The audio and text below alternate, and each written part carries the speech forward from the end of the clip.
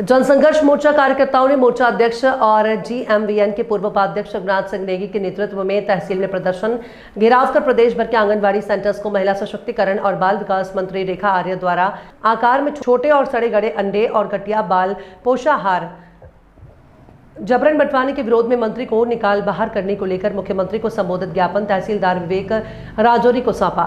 नेगी ने कहा कि आंगनबाड़ी सेंटर्स को अंडों की सप्लाई देने वाले ठेकेदार द्वारा इतने छोटे और बाजार द्वारा रिजेक्टेड अंडे दिए जाते हैं और अंडे फोड़ने पर कई अंडों से बदबू आ रही है, जो कि एक तरह से गर्भवती महिला और बच्चों के जीवन से खिलवाड़ है।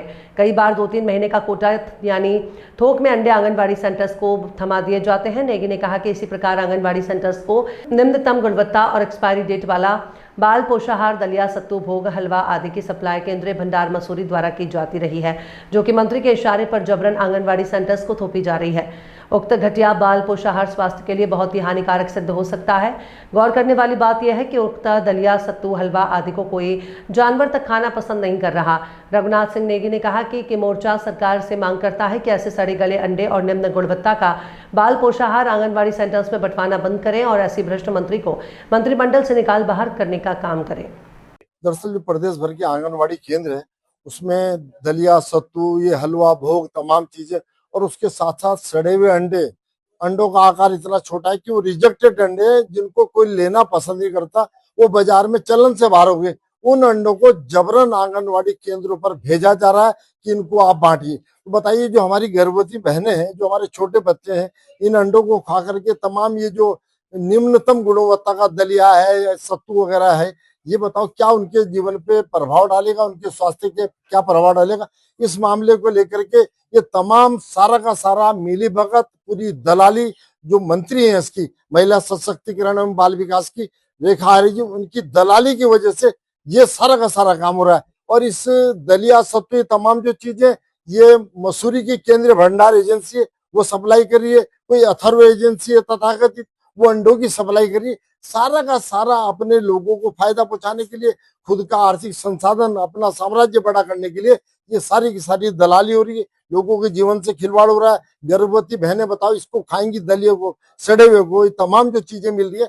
और एक्सपायरी डेट का ये मामला है, एक्सपायरी डेट का सामान मिलता है, इससे उनके जीवन पे बहुत गहरा प्रभाव पड़ता है। तहसील पहुंचे थे आप, कहीं ना कहीं सत्तू दलिये के पैकेट भी थे, क्या क्या खामियां हैं सत्तू और दलियों के पैकेट? दरअसल सबसे बड़ी बात है कि ये एक्सपायरी डेट का ऑलमोस्ट लोगों को देते हैं, जो लाभार्थी है, लाभार्थी तक जब पहुंचता है। और जो दलिया, सत्तू, तमाम चीजें, बाल भोग, क्या क्या नहीं है।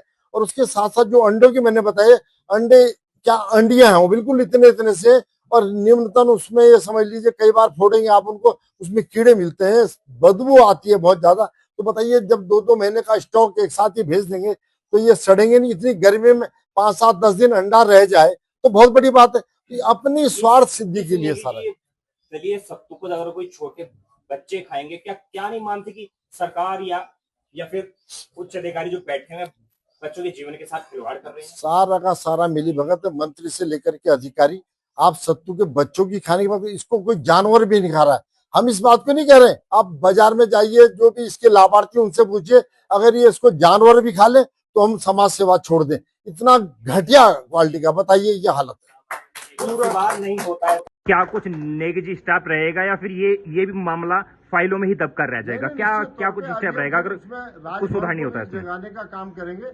जो हमारी सोई हुई संस्था है राजभवन, जो बिल्कुल कान में तेल डाल के सोई हुई है, उसको भी जगाने का काम करेंगे कि आप देखिए कैसे बच्चों के जीवन से खिलवाड़ हो रहा है, कैसे हमारी बहनों के साथ खिलवाड़ हो रहा है। अरे हर जगह आप कमीशन खोरी करोगे तो कैसे देश चलेगा? ये बड़ा दुर्भाग्य है।